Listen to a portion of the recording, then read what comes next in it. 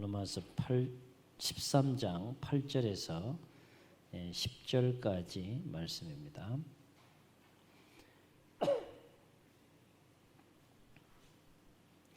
신약 258면쯤에 있습니다. 로마서 13장 8절에서 10절까지 우리 함께 한 목소리로 읽겠습니다. 시작. 피차 사랑의 빛 외에는 아무에게든지 아무 빚도 지지 말라. 남을 사랑하는 자는 율법을 다 이루었느니라. 간음하지 말라, 살인하지 말라, 도둑질하지 말라, 탐내지 말라 한 것과 그 외에 다른 계명이 있을지라도 내 이웃을 내 자신과 같이 사랑은 이웃에게 악을 행하지 아니하나니 그러므로 사랑은 율법의 완성이니라. 아멘. 구약의 모세오경을 통틀어서 총 몇 개의 율법이 있는가 정리를 해봤더니 613개의 율법이 있더라는 거예요. 그 중에 613개의 율법으로 정리된 첫 번째 그 계명이 창세기 1장 28절에 나와 있는 생육하고 번성하라.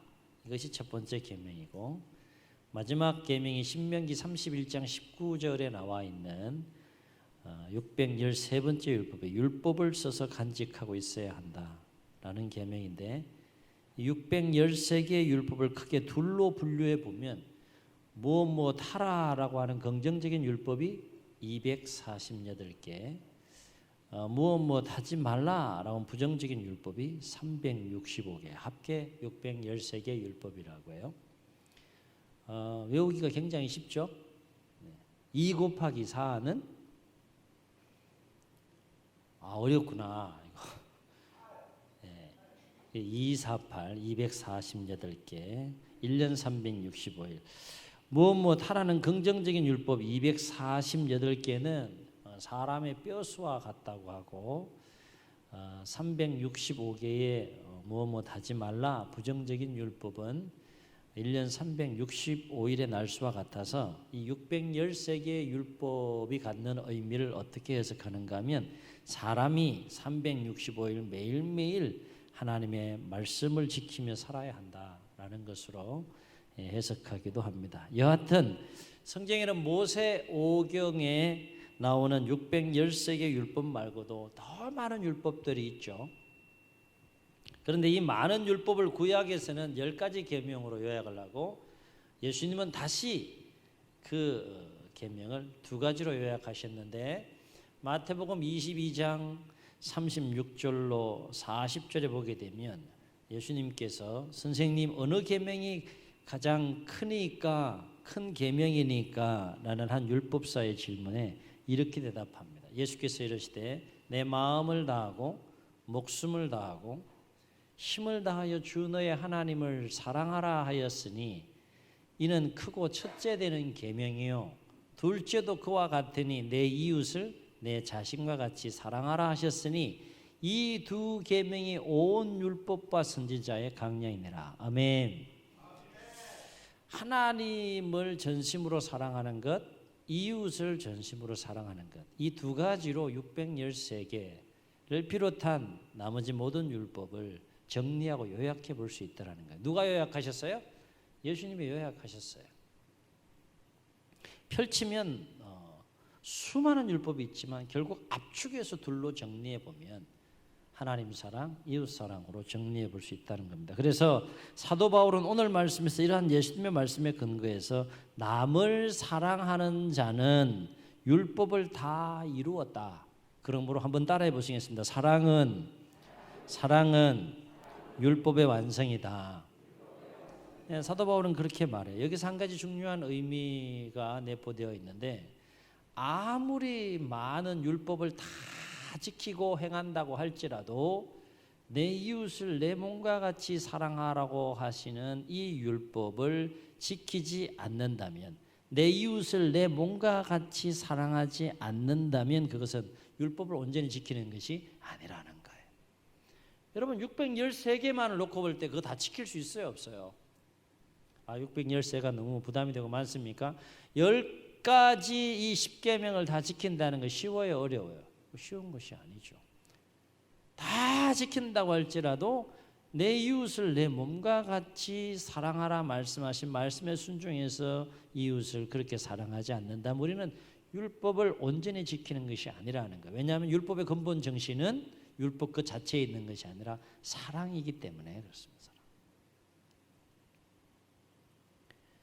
이를테면 우리가 하나님의 자녀로서 경건한 삶을 위해서 수많은 예배를 드리고 수많은 시간을 기도하고 수많은 시간 수없이 많이 하나님의 말씀을 읽고 묵상한다고 할지라도 바로 내 옆에 있는 사람, 바로 내 옆에 있는 이웃을 내가 사랑하지 못한다면 그것이 진정한 경건이라 할 수 있겠느냐 하는 거예요.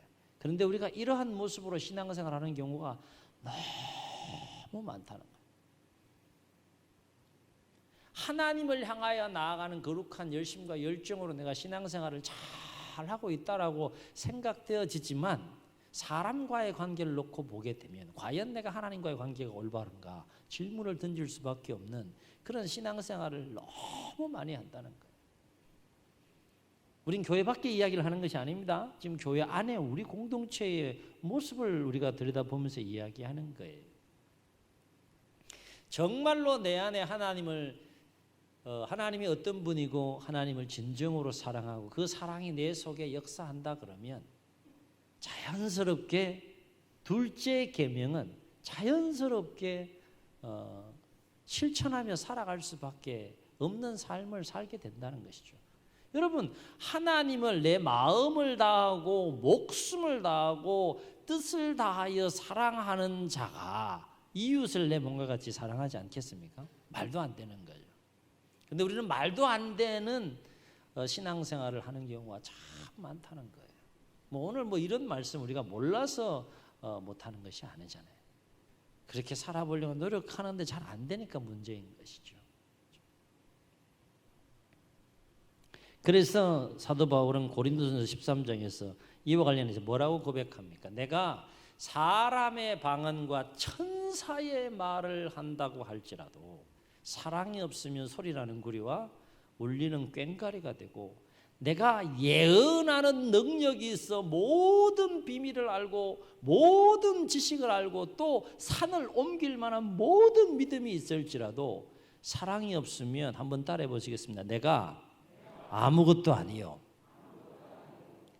엄청난 이야기예요. 내가 예언하는 능력이 있어서 모든 비밀을 알고 모든 지식을 알고 또 산을 넘길 만한 모든 믿음이 있을지라도 사랑이 없으면 나는 아무것도 아니라는 거예요. 존재 가치와 의미가 제로라는 거죠. 또 내게 있는 모든 것으로 구제한다 할지라도 또 내가 내 몸을 불사르게 내어준다 할지라도 사랑이 없으면 내가 아무 유익이 없느니라. 그 유명한 고린도전서 13장 1절로 3절에서 사도 바울은 고백합니다. 그래서 바울은 오늘 말씀에서 로마 교회를 향하여 뭐라고 권면했습니까? 피차 사랑의 빛 외에는 아무에게든지 아무 빚도 지지 말라. 그렇게 권면하는 거예요. 자, 여기에는 이 말씀 속에는 두 가지 의미가 내포되어 있어요. 피차 사랑의 빛 외에는 아무에게도 아무 빚도 지지 말라라고 이 말씀 속에 두 가지 의미가 담겨 있는데 첫째는 성도는 삶을 살아가면서 이 물질 문제, 물질 관계를 잘 하셔야 되는데 삶을 살아가면서 갚지 않고 남겨두는 빚이 있어서는 안 된다라는 의미가 첫 번째 담겨 있는 의미예요. 여기서 빚지다라는 헬라어 원어는 오페일로라는 단어를 사용해요. 오페일로라는 단어는 두 가지 의미가 담겨 있어요. 하나는 누구누구에게 부채를 지다라는 의미가 있고 또 한 가지는 누구누구에게 은혜를 입다라는 의미가 담겨 있어요. 그러니까 오페일로라고 하는 원어를 번역한 빚지다라고 하는 이 단어가 갖는 의미는 어떤 의미가 담겨 있는가 하면 금전적인 채무뿐만 아니라 개인이나 국가에 대한 도덕적인 의무도 포함되어 있는 뜻이 바로 오페일로라고 하는 뜻이에요. 그러므로 아무에게든지 아무 빚도 지지 말라라고 하는 것은 곧 재정적으로 금전적으로 뿐만 아니라 도덕적으로 누구에게든지 빚을 지지 말고 그 빚을 빨리 갚아야 한다라고 하는 의미가 첫 번째 담겨 있는 의미라고 하는 거예요. 이유는 그 빚으로 인하여서 관계가 깨질 수 있기 때문이고, 그 빚으로 인하여서 시험에 들고 실족할 수 있기 때문이고, 그 빚으로 인하여서 성도로서 하나님의 자녀와 백성으로서의 선한 영향력을 상실할 수 있기 때문에 그렇습니다. 물론 삶을 살다가 보면 부득이한 상황 속에서 재정적으로 빚을 지거나 서로 간에 지켜야 할 도덕적인 의무를 다 행하지 않으므로 도덕적으로 빚을 지는 경우들이 생겨요. 그런데 문제는 빚을 지는 것 자체가 문제가 아니라, 만약에 빚을 지고도 그것을 성실하게 갚는 자세가 없다면 그것은 성도로서의 올바른 삶의 자세가 아니라는 거예요. 빚질 수 있죠. 부득이한 상황 속에 빚을 질 수 있는 거예요. 금전적으로 빚을 질 수 있는 것이고, 어떤 일을 같이 해야 되는데 같이 하지 않음으로 말미암아서 어떤 의무를 같이 수행해야 되는데 참여하지 않음으로 말미암아서 도덕적인 빚 이런 것들을 질 수가 있는데, 그럴 수 있는 상황들이 있죠. 부득이한 상황들이. 그 자체가 문제가 되는 것은 아니라는 거죠. 그러나 성도로서 오늘 첫 번째 권면의 내용 속에 들어가 있는 것은 빚진 자의 상황 속에 있으면 성실하게 그 빚을 갚는 자세를 가지고 삶을 살아가는 것이 성도가 가져야 할 올바른 자세이다라는 것이 첫 번째 의미라고 하는 거예요. 여하튼 하나님께서 여러분에게 복을 주셔서 기왕이면 약한 자들을 돕고 꾸어줄지언정 꾸이지 않는 생애와 삶이 되시기를 주의 이름으로 축원합니다. 아멘. 그리고 8절 말씀에 또 한 가지 의미는, 오늘 이제 이 부분을 좀 더 우리가 세밀하게 좀 살펴보려고 그러는데, 우리가 비록 살면서 다른 빚은 다 갚을 수 있다 할지라도 갚을 수 없는 빚이 있다는 거예요. 그게 뭐예요? 그게 사랑이라고 하는 빚이라는 거예요. 다른 빚은 다 뭐 금전적인 거나 도덕적인 이런 것들은 다 갚을 수 있는데 사랑의 빚은 갚을 수 없다는 거예요. 왜냐하면 사랑의 빚은 끝이 없고 한계가 없기 때문에 그렇습니다. 여러분, 사랑하는 일에 한계가 있습니까? 사랑하는 일에 끝이 있습니까? 없다는 거예요.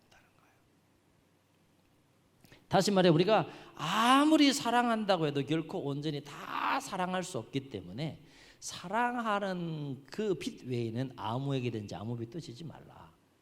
그렇게 지금 사도 바울이 로마 교회를 향하여서 권면하고 있다는 것이죠. 그래서 오늘 말씀에 나오는 사랑하다라는 단어의 원어를 보면 아가페라고 하는 그 단어의 동사형인 이 아가파오라는 동사를 써요. 이 아가파오는 어떤 사랑입니까? 신적인 하나님의 사랑이에요. 신적인 하나님의 사랑. 신적인 하나님의 사랑으로 이웃을 사랑하라라고 하는 말씀인데, 여러분, 사람인 우리가 신적인 하나님의 그 아가페의 사랑으로 사람을 온전히 다 사랑할 수 있습니까? 다 사랑할 수 없다는 것이죠. 그렇게 사랑하며 살기에 몸부림치고 노력은 하지만 우리가 신적인 하나님의 사랑으로 옆에 있는 사람을 온전히 다 사랑할 수 없다는 거예요. 그래서 성도가 이웃에게 실천해야 할 이 사랑은 결코 다 갚을 수 없는 영원한 부채라는 거예요. 그게 사랑의 빚이라는 겁니다. 사랑은 영원한 부채예요. 영원한 부채. 평생 사랑해도 다 갚을 수 없는 영원한 부채가 바로 사랑의 빚이라고 하는 것이죠. 그래서 사도 바울은 오늘 로마 교회를 향하여, 그리고 오늘 우리를 향하여 뭐라고 권면했습니까? 피차 사랑의 빚 외에는 아무에게든지 아무 빚도 지지 말라. 그렇게 권면하고 있는 것입니다. 그러므로 우리는 서로를 대할 때 어떤 마음으로 대해야 할까요? 자, 오늘 말씀 속에 담겨 있는 진리를 깨달았습니다. 우리는 평생 서로를 사랑해도, 영원히 평생 사랑해도 온전히 신적인 하나님의 그 사랑으로 우리의 이웃을 다 사랑할 수 없어요. 그러면 우리는 서로가 서로에 대해서 어떤 관계입니까? 우리는 서로가 서로에 대해서 어떤 관계예요? 이제 우리가 서로가 서로를 바라볼 때 그런 마음으로 바라볼 수 있어야 되는데 서로는 서로에게 어떤 관계라는 거예요? 빚진 자라는 거예요. 평생 갚아도 갚지 못할 빚진 자로서의 서로가 서로의 관계를 맺으며 삶을 살았는데 그 빚이 무슨 빚이라는 거예요? 사랑의 빚이라는 거예요. 사랑의 빚. 여러분 빚진 자라는 거죠. 저도 빚진 자고 사도 바울도 빚진 자의 마음을 가지고 복음을 전했어요. 무슨 빚이요? 사랑의 빚. 사랑의 빚. 그러니까 우리는 서로를 대할 때 서로에게 사랑의 빚을 진 자로 대할 수 있어야 된다는 거예요. 이를테면 우리가 서로를 대할 때 내가 당신에게 사랑의 빚을 졌습니다 라는 마음을 가지고 서로를 대할 수 있어야 된다는 거예요. 온전히 사랑하지 못한 부분이 있잖아요. 그것은 빚이라는 거예요. 무슨 빚이요? 사랑. 한번 따라해 보시겠습니다. 내가 당신에게 사랑의 빚을 졌습니다. 아멘. 아멘이십니까? 네. 이 고백이 우리 가운데 있어야 된다는 거예요. 형식적인 것이 아니라 내가 정말 당신에게 평생 갚아도 갚을 수 없는 빚을 졌는데 내가 당신에게 사랑의 빚을 졌습니다. 그러니까 어떻게 하라는 거예요? 평생 사랑하라는 거예요. 빚을 갚는 마음으로 사랑하라는 거예요. 사랑. 이것이 사랑의 빚진 자라는 것이고 피차 사랑의 빚 외에는 아무에게도 아무 빚을 짓지 말라라고 하는 말씀 속에 담겨 있는 의미라고 하는 거예요. 그러니까 빚진 자는 빚을 갚아야죠. 그렇죠? 그러니까 평생 갚을 수 없는 사랑의 빚진 자니까 사랑의 빚을 평생 갚는 마음으로 그렇게 서로를 대할 수 있어야 돼요. 그럴 때 그 관계가 얼마나 아름다운 관계고 얼마나 건강하고 얼마나 행복한 관계가 될 수 있겠느냐라고 하는 거예요. 여러분 표정 보니까 굉장히 심각한 것 같아요. 옆 사람이랑 조금 멋쩍지만 한번 고백해 보시고 나는 당신에게 사랑의 빚을 졌습니다. 그럼 갚아야지. 이제 갚는 거예요. 갚는 행위가 뭐예요? 사랑하는 거예요. 사랑하는 거. 사랑. 어차피 평생 갚아도 다 못 갚지만 영원한 부채지만 사랑하는 거예요. 사랑하는 거죠. 이것이 내 이웃을 내 몸과 같이 사랑하라 말씀하시는 그 계명 속에 담겨 있는 하나님 말씀이라는 것이죠. 그렇습니다. 우리는 하나님께 영원한 사랑에 빚진 자들이고 서로에게 영원한 사랑에 빚진 자들인 줄로 믿습니다.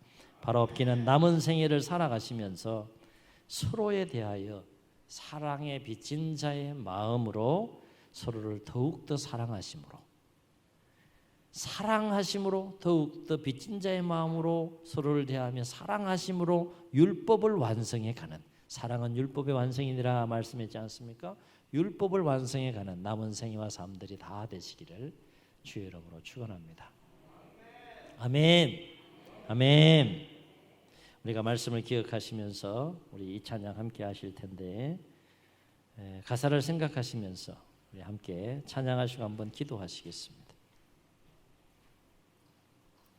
사랑의 주님이 날 사랑하시네 내 모습 이대로 받으셨네 사랑의 주님이 날 사랑하듯이 나도 당신을 사랑하며 섬기리.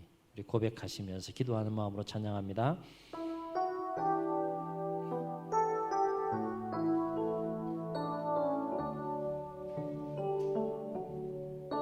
사랑의 주님이 날 사랑하시네 내 모습 이대로 받으셨네 사랑의 주님이 날 사랑하듯이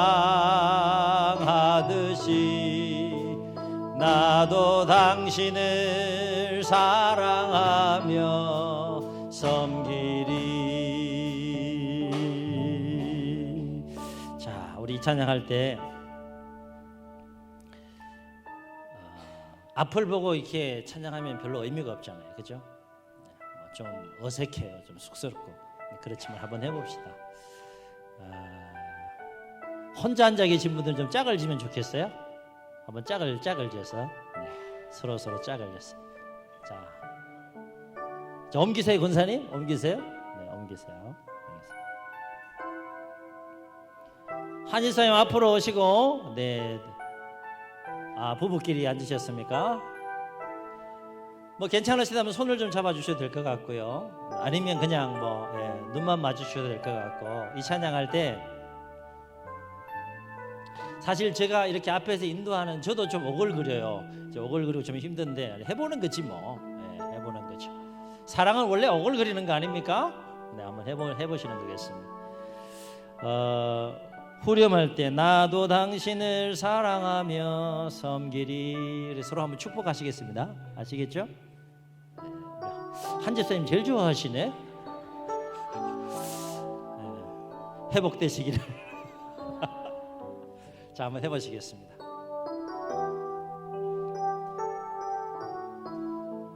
사랑의 주님이 날 사랑하시네. 사랑의 주님이 날 사랑하시네. 내 모습 이대로 받으셨네.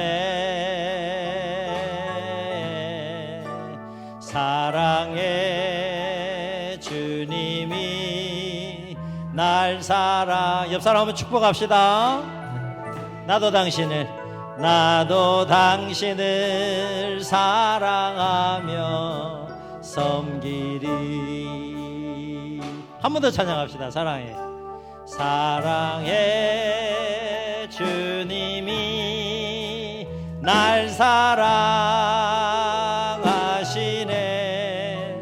내 모습 이대로 받으셨네.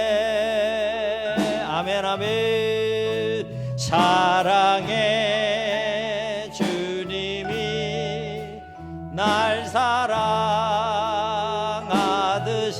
서로 축복합시다. 나도 당신을 사랑하며 섬기리. 한 번 더. 나도 당신을 사랑하며 섬기리. 손을 잡으신 채로, 또 손을 잡기가 좀 어려운 상황이라면 함께 축복했던 그 대상을 위해서 우리 한번 통성을 한번 기도합시다. 하나님, 오늘 말씀을 통해서 사랑의 빛 이외에 아무에게든지 아무 빛도 지지 말라 말씀하신 주의 말씀을 기억합니다. 우리가 다 평생 갚아도 갚을 수 없는 사랑의 빚진 자의 관계인 것을 다시 한번 알게 하시고, 주님 말씀 순종해서 내 이웃을 내 자신과 같이 사랑하라 말씀하신 그 마음으로 서로를 대하며 서로를 사랑하며 살아갈 수 있는 아름다운 공동체가 되게 하여 주옵소서. 하나님이 해보겠습니다. 도전하겠습니다. 한번 몸부림쳐 보겠습니다. 우리 힘으로 안 되오니 성령님 도와주옵소서. 이런 마음을 담아서 우리 한번 말씀을 기억하시면서 통성으로 기도합니다. 주여